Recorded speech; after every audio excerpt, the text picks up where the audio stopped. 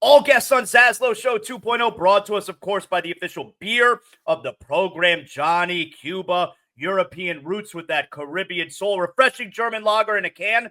Go to johnnycuba.us. You find the nearest location to you. Make sure you always drink responsibly. And, of course, don't forget Johnny Cuba's mantra, stay tranquilo.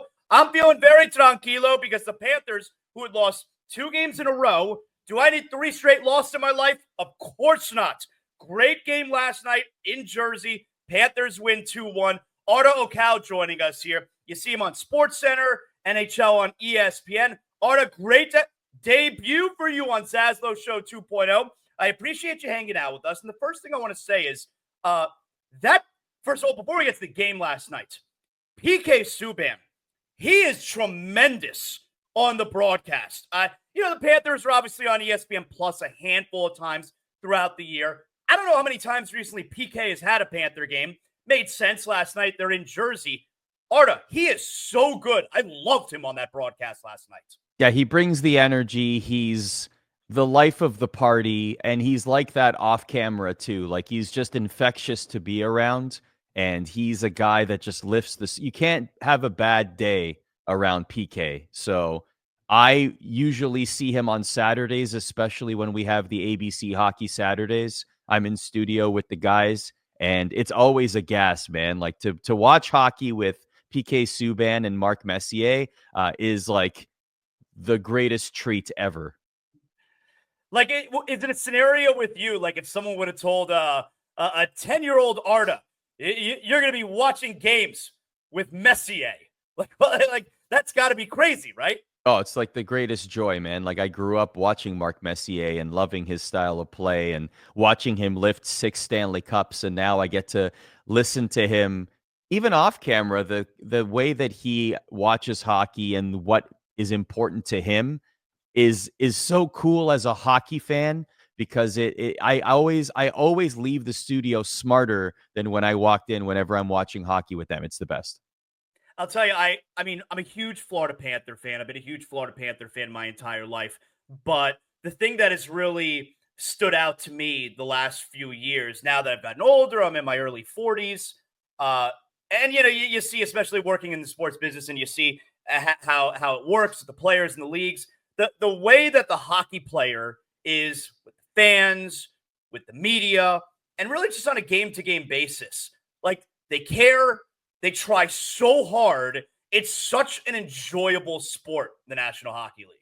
Yeah, even like to your point about how great hockey players are, we had Spencer Knight on the broadcast after the win, and I just found him to be so insightful and reflective. Like, I asked him about it was Kevin Weeks and I, and we asked him about going back to the AHL in Charlotte and building a repertoire, and then, hoping to come back to the NHL one day and finally getting his opportunity and then getting wins like this, looking back on his journey. And he had a very honest and insightful answer. And then Weeks, he asked him about having a partner like Sergei Bobrovsky and what he learns from him. And one thing he said that I thought was really interesting was Sergei Bobrovsky is always even keel. He gets pulled from a game, you'd never know it the next day. But even when he gets scored on, he's the first guy to pick up the puck from the net and hand the puck to the referee. Like little things like that just show his character.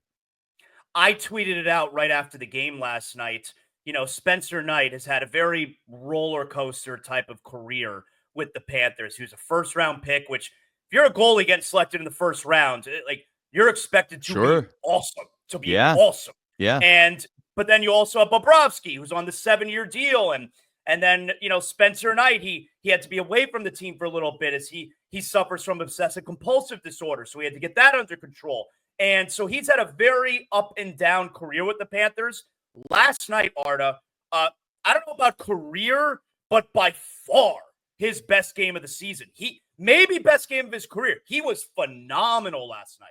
Yeah, and it's easy to root for guys like that take a chance on themselves and are, very reflective and quite honestly modest about it. Like, they, you could tell that he put his effort in and he cares a lot. And I don't know, I was just impressed with talking with him last night after that win. I love that game last night. A lot of people, you want a 4-3 game, 5-4 game. I don't know, 0-0 going into the third period. Oh, that's my kind of game. I like the hard hitting. I like that we're grinding it out. I laughed out loud watching last night Paul Maurice, who's an amazing soundbite. He must be the best soundbite of any coach in the National Hockey League. And the in-game interview, he's asked, what do you make of the slow start here? Like, we're not trying to sell tickets. We love this game. Yeah, exactly. And he's like, we don't need to talk about yesterday, boys. Don't worry about yesterday. I disagree on the 0-0 score. I would much rather a 4-3 game going into the third, but I'm saying that as a neutral hockey fan, not with someone with a vested interest in the game. So I hear you on that, but give me a lot of goals. What do you make of the Panthers right now? They're not quite they're actually right around the pace they were last year, but they're second in the Atlantic. They lost the third period. They went into the third period with the lead a couple days ago against Philadelphia, lost the game in regulation, which they had not done in their previous 62 games when going into the third period with a lead. So there are some little things that maybe aren't quite the same as last year. But I thought PK made a great point last night where you're in the Stanley Cup Finals each of the last 2 years. It's okay if you're just kind of hovering around that second or maybe even third spot in the division, because just get to the playoffs. That's all this team needs. You're absolutely right about that. I agree 100%. That's 20 plus extra games per season that this team has had to endure. Obviously, they would do it all over again. They have a Stanley Cup to show for it, but that's a lot of games. So if a team has challenges, I think it's completely okay. They're going to make the playoffs. They're going to be fine. And honestly, if you here's the thing. The Eastern Conference is a gauntlet. It's East-ageddon. I'm calling it East-ageddon. I really feel, and I don't think the Panthers are going to be in the wild card hunt. I think they're going to firmly be in the top 3 in the Atlantic. But you look at the standings today, and yeah, sure, there's rumors about the Sabres and what if they might be sellers at the deadline. But honestly, every single team in the Eastern Conference right now has some semblance of hope to at least fight for a wild card spot if things trend and continue the way they are, which is ridiculous. Last year, I think it was the second last day of the season that the East wild card was finally settled. And this could be the last day of the year. And by the way, that last day, April 17th, there are 6 games in the NHL, and all of them are Eastern Conference matchups. So we could literally have an amazing finish in the East. But for the Panthers, I agree. I wonder if they're going to look at the blue line at the trade deadline. I wonder if they try and find someone, of the OEL, Brandon Montour ilk, a couple players that they lost in the offseason to shore up the blue line a little bit. That might be the one place that they look at. But look, goaltending is solid. Bobrovsky's amazing. Their forward core is incredible. They still have one of the, some of the best offensive producers in hockey. So from that point, maybe they look for another bottom 6 guy.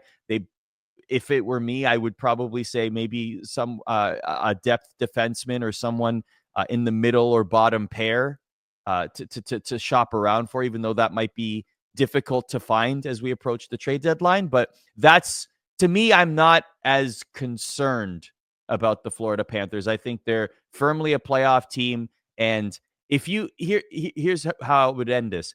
If you said the Florida Panthers versus the field in the East, in each matchup, you can make an argument that the Panthers would win that series. It's all very exciting for just that every year the Panthers are considered a contender now.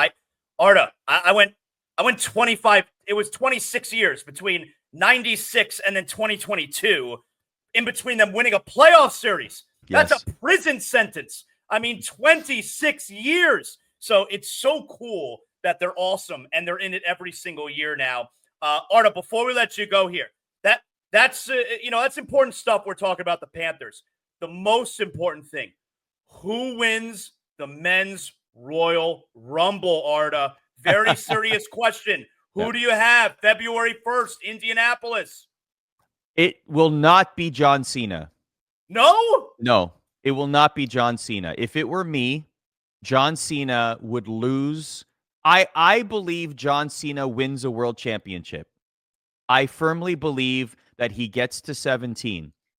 I believe that John Cena is the type of wrestler that he will want to elevate everyone he works with in his final year in WWE. I think he's that much of a pro wrestler, a professional, a loyal guy to WWE that he will want to elevate everyone. He'll want to work with a bunch of new faces. He'll want to leave them better off than when he found them. I think it's important to WWE and the lineage and history that he win that 17th championship and he be the guy that has that record. I don't think the Royal Rumble is necessary for him. And I think actually whoever eliminates him gets elevated in the elimination. So a winner. Yeah, I don't know. Whoever faces, uh, uh, hmm. I don't have a winner. All I know, it's not going to be John Cena. That's my prediction. I think it's gonna be Cena. And You that was think so? before the promo that he cut last week on Netflix. Interesting. I think it's Cena. I think that building will go batshit if Cena wins the Royal Rumble. I agree. It absolutely will. I just don't know if it's necessary for him to win it because he'll get a title shot at WrestleMania anyway, or he will they will find a way for him to win the championship. And plus there are a lot of people that are like the Rumble is stacked. Like was it Reigns, CM Punk? There's a ton of wrestlers that you're like, wow, this is going to be a great Final Four. So, do you have any clue about the women? I have no idea what woman is going to win the Royal Rumble. I can't see it. I don't have a clue. Becky Lynch returns. That would be a good one. I mean, there's a lot of ways that you can go there. Yeah, it's going to be the Royal Rumble is always the destination match. It's probably the match that people look forward to the most, especially like wrestling fans and casual fans alike, other than WrestleMania as the spectacle. But one singular match, the Royal Rumble match has always been the special match. So it's always fun to get to that point.